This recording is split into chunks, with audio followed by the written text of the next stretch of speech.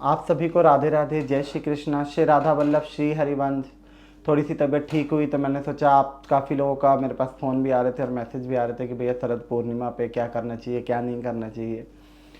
और जो शरद पूर्णिमा है ये मेरे लिए तो शायद उत्सव उत्सव होता है, मेरे लिए मैं ये कहूँगा। और आप लोगों को बताऊँगा कि 16 तारीख को है कि 17 तारीख को है शरद पूर्णिमा।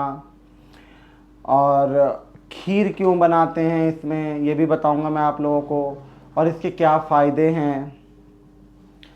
तो पहले शरद पूर्णिमा की बात कर लेते हैं। जो शरद पूर्णिमा का चांद होता है वो बिल्कुल गोल निकलता है, और चंद्रमा की एक बहुत ही माना जाता है कि पृथ्वी के बहुत करीब चंद्रमा होता है। जो शरद पूर्णिमा पे जो चांद निकलता है वो बहुत ज़्यादा पृथ्वी के करीब होता है।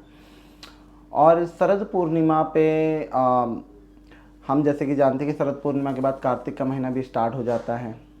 और बेसिकली हम जैसे जो लड्डू गोपाल रखे हैं या बिहारी जी हैं जिनके पास ठाकुर सेवा है, वो उस दिन ठाकुर जी को सफ़ेद वस्त्र पहनाएं, लड्डू गोपाल जी को सफ़ेद वस्त्र पहनाएं, सफ़ेद मुकुट पहनाएं, और उनको सारी चीज़ें सफ़ेद ही होनी चाहिए। और आप सब लोग भी अगर आप लोग लड्डू गोपाल रखते हैं तो लड्डू गोपाल जी को सफ़ेद वस्त्र पहनाइए, और सफ़ेद माला भी उनकी पहनाइए, और अधिकतर चीज़ें सफ़ेद ही रखिए उनकी।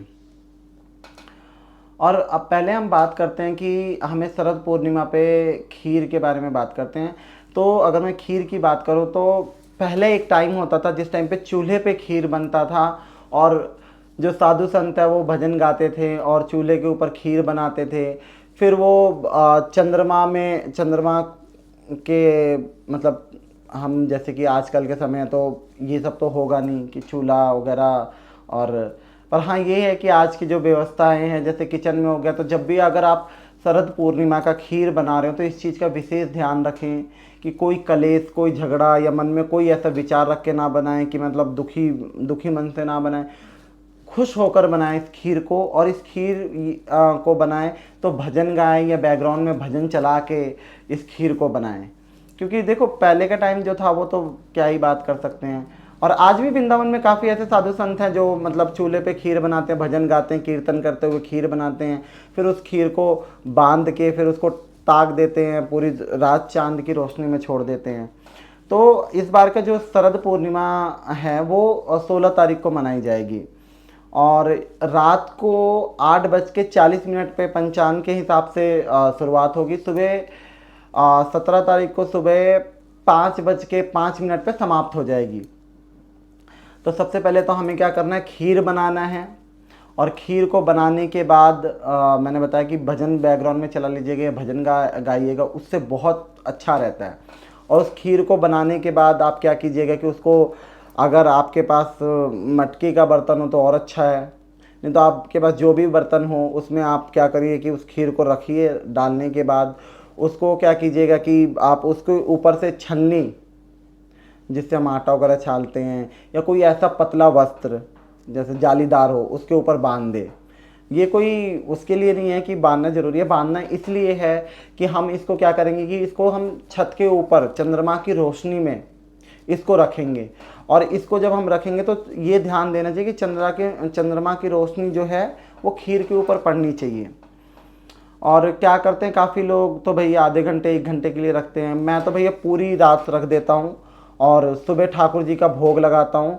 और भोग लगाने के बाद और सब लोगों में बांटते हैं, जो भी परिवार के सदस्य हैं उनमें बांटते हैं। और फिर उसके बाद से खुद भी ग्रहण करते हैं। और ये मैं आप लोगों को बताऊं कि क्यों करते हैं और क्यों बनाते हैं। तो चंद्रमा की जो रोशनी है, ऐसा माना जाता है शरद पूर्णिमा की जो चंद्रमा की रोशनी खीर के ऊपर पड़ती है तो वो खीर अमृत बन जाता है। और फिर वो उसको हम बना के छत पे टांग देते हैं, और उसके अंदर चंद्रमा की रोशनी पड़ती है। हमेशा ये ध्यान रखना कि मैं बताना भूल गया था कि उसको मतलब उसके मुंह को बांध के और उसमें चंद्रमा की रोशनी पड़नी चाहिए, इसलिए क्योंकि ताकि कीड़े मकोड़े वगैरह उस खीर में ना गिरे, कुछ ऐसी चीज़ें ना।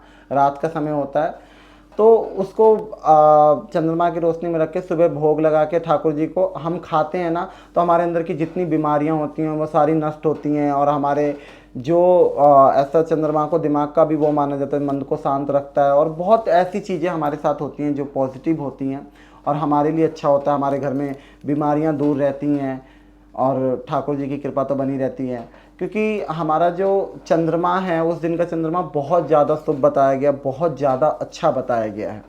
इस वजह से हम खीर बना के टांगते हैं। और एक और उत्सव की बात होती है कि हमारे ठाकुर जी ने उस दिन रास रचाया था। जो एक एक गोपी जो थी, वो जो ऐसा लगता कि श्याम सुंदर बंसी बजा रहे हैं, वो सब गोपियाँ सोचती थी कि अरे ठाकुर जी मेरा नाम बुला रहे हैं, अरे ठाकुर जी मेरा नाम बुला रहे हैं।